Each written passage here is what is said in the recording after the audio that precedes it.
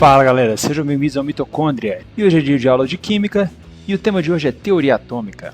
E aí a gente vem para a explicação, falamos do modelo atômico e vamos falar do átomo. O átomo, como a gente viu, então, não é uma partícula indivisível, como Dalton falava, e muito menos algo que assemelhava a um pudim de passas, como Thomson falava. Para a gente falar de átomo, nós temos que falar da representação atômica, o primeiro contato nosso com a tabela periódica. Quando a gente fala de representação atômica, nós falamos de como a gente mostra esse elemento de forma escrita, onde nós vamos achar isso aqui na tabela da seguinte forma: o número atômico, que é o número de prótons, representado pela letra Z, o nome do elemento, a massa atômica, que ela consiste na soma entre o peso atômico dos prótons, peso atômico dos nêutrons e dos elétrons. Só que como o peso atômico dos elétrons é muito pequeno, a gente geralmente despreza. E o mais importante aqui, que é o símbolo do elemento, a letra que vai representar o nosso elemento na tabela periódica de forma gráfica. Lembrando que o elemento sempre vai ser representado ou só por uma letra maiúscula ou por uma letra maiúscula e uma letra minúscula. A estrutura atômica, então, de acordo com Rutherford, e de uma forma aproximada ao que a gente pensa atualmente,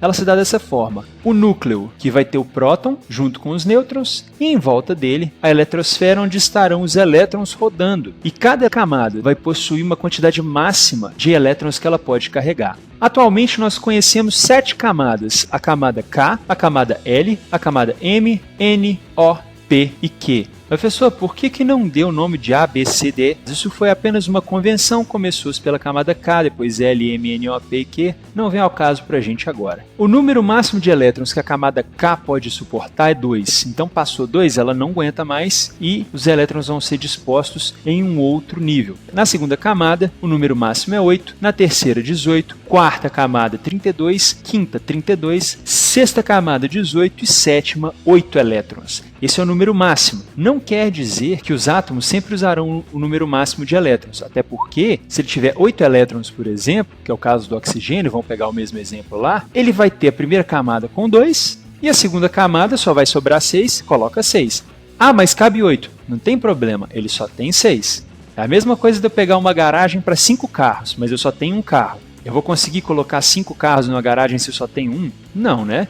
É a mesma coisa. Então a gente distribui da seguinte forma: 2 e 6. Mas como tudo na ciência não é tão simples assim, sempre tem um bocadinho de complicação, a distribuição da camada não é tão simples, não é apenas ir colocando e acabou, passou para a próxima. Nós temos uma certa ordem para fazer isso. Foram cientistas que inventaram isso? Não. Eles simplesmente observaram como a energia dos elétrons se comportava nos átomos e chegaram a essa conclusão. Para facilitar a nossa vida, eu vou usar um diagrama aqui que fica muito tranquilo da gente entender como faz a distribuição, que é o diagrama de Linus-Pauling. Através de pesquisas, foram descobertas também que os níveis, que são os níveis K, L, M, N, O, P e Q, que estão representados aqui no nosso lado, eles possuem subníveis. É como se fosse uma gaveta com várias divisões dentro. E esses subníveis, que são colocados como S, P, D e F, eles cabem no máximo 2 elétrons no subnível S, 6 elétrons no subnível P, 10 elétrons no subnível D e 14 elétrons no subnível F. E aí, a distribuição eletrônica vai se dar da seguinte forma: nós vamos fazer diagonais. Diagonais como assim? Vamos começar na diagonal aqui com um S2, depois vamos passar para a segunda diagonal com 2 S2, depois a terceira diagonal, que já vai pegar o 2P6 e a gente pula para o 3S2.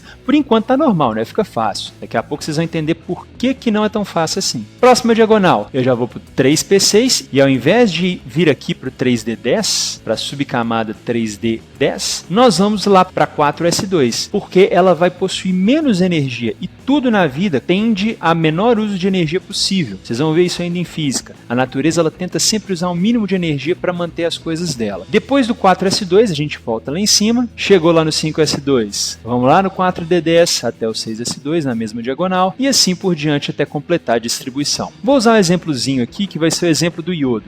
O iodo que possui 53 prótons e, por consequência, ele também vai possuir 53 elétrons, ou seja, ele vai ser um átomo neutro. Vamos lá, acompanha comigo essa divisão. Nós temos 53, não temos? Primeiro nível cabe 2, não cabe? Colocamos 2. Quantos nós temos agora? 51 sobrando. No segundo nível, Cabe 2, não cabe? Então vamos colocar 2 lá, vai sobrar só 49, terminamos a nossa próxima diagonal. Colocamos 6, vamos colocar mais 2 ali na frente, e depois desses 8 que nós colocamos, ficamos apenas com 41 elétrons sobrando. Fechamos nossa próxima diagonal. 3p6, ficamos com 35 elétrons, 4s2, ficamos com 33, fechamos mais um. 3d10. Fechamos ali a terceira camada em 18, que é o número máximo. Beleza, vamos seguir em frente. 4p6, faltam só 17 elétrons. 5s2, faltam 15. Fechamos mais uma diagonal. 4d10, faltam só 5. E 5p5.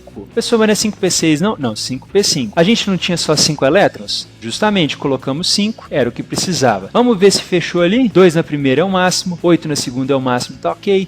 18 na terceira, ok. Na quarta cabe 32. Fechou aqui, mas cabe 32. A gente tem algum elétron para colocar lá? Não. Então fica 18 mesmo. E o último, a quinta camada, 7 elétrons. Então tá tudo certinho. Distribuição ok. O iodo vai ter 2 na primeira, 8 na segunda, 18 na terceira, 18 na quarta e 7 na quinta. Se não entendeu, volta o vídeo até você conseguir compreender essa passagem aí.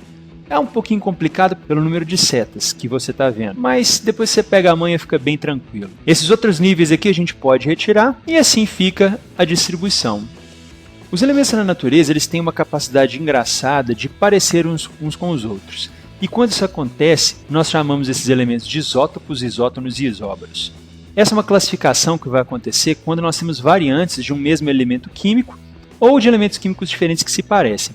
No caso dos isótopos, elas vão ser variantes de um mesmo elemento, onde nós temos a diferença apenas da quantidade de nêutrons que ele tem. Então, por exemplo, você pega o elemento hidrogênio, que é o que nós estamos vendo aqui. Quando ele é o hidrogênio comum, a gente chama ele de prótio, porque ele não tem nenhum nêutron na composição do núcleo. Quando a gente tem um nêutron, a gente chama de deutério. Apesar dele ter tudo igual, ele agora tem um nêutron, coisa que ele não tinha. E o trítio, quando ele vai ter 2 nêutrons. Então a diferença só se dá nisso daí.